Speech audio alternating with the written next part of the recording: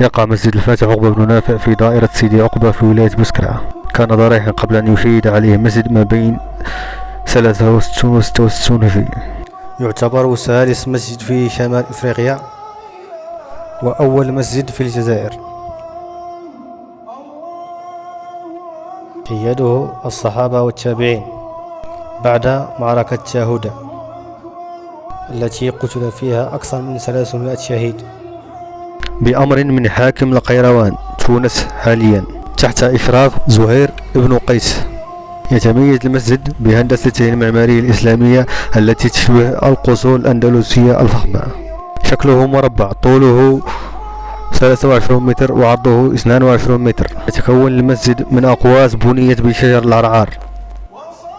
محرابه تحفة نادرة تتميز بزخرفتها الإسلامية وألوانها الزاهية وخطها العربي الأصيل، بحيث يوجد ختم بالخط العربي منقوش عليه اسم المهندس الذي شيد هذا المسجد. يوجد في المسجد حوالي 40 عمود موزعة بالتساوي بمسافات متقاربة تقريبا أقل من 3 أمتار، مدعمة بجذوع شجرة العرعار الصلباء القاسية، والتي تتميز بسر عجيب ألا وهو أنها من الأشجار المقاومة للحشرات، خاصة حشرة الأرض التي تتغذى على الخشب.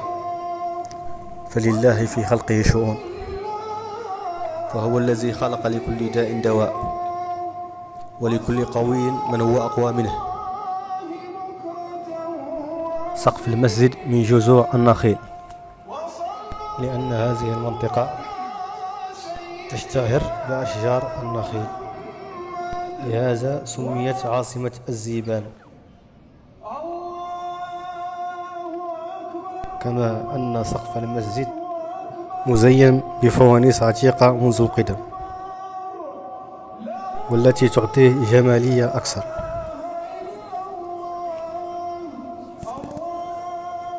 بابه تحفة فنية نادرة، وهو هدية من أمير القيروان عبد المعز بن باديس الصنهاجي، وهو مصنوع من خشب السدر ومنقوش عليه الرماح والسيوف والنبال.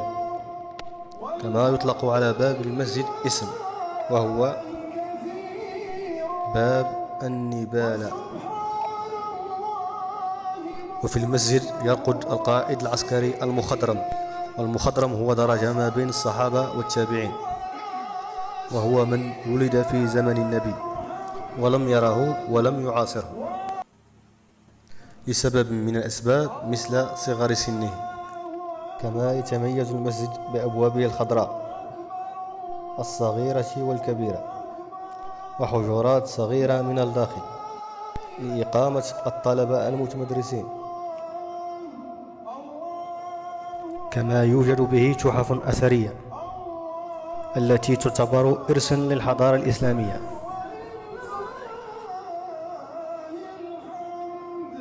مئذنته هرمية الشكل، طولها 16 متر.